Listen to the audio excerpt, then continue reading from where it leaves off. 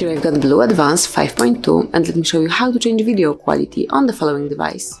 So at first you have to open the camera app, then click on the settings icon, go to the camera, and now tap on video quality.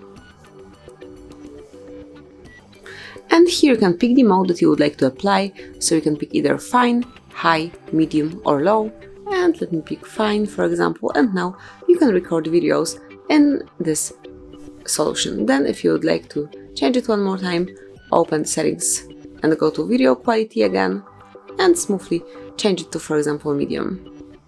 And this is it. This is how you can smoothly and easily change video resolution in your BLU Advance 5.2. Thank you for watching. Please subscribe our channel and leave the thumbs up.